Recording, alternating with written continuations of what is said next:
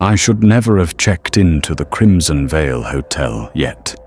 Its red neon sign, flickering in the rain, felt like a beacon calling me from the empty highway, and the clerk behind the counter never lifted his head, only slid me a rusted key with a number etched so deep it looked like it had been carved in bone, and lobby smelled of mildew and something metallic like rust or blood, and the elevator shuddered violently as it carried me upward. Though I pressed only the 3rd floor, it rattled past number after number until the dial spun beyond what should have been possible, and when doors finally opened, I stepped into a hallway lined with doors all painted the same deep crimson, each one slightly ajar, as though waiting for me, and the carpet squished under my boots, wet though there was no leak above, and from every doorway eyes glowed faint, watching, unblinking as I walked, and the whispers began soft at first, calling me guest, then growing louder,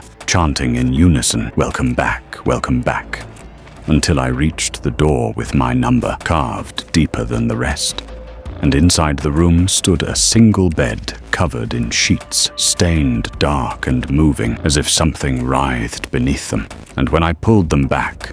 I found not a body, but a mirror, cracked and pulsing like flesh, and my reflection inside was not me, but a hollow version with sunken black eyes and a grin that stretched unnaturally wide, and it reached out.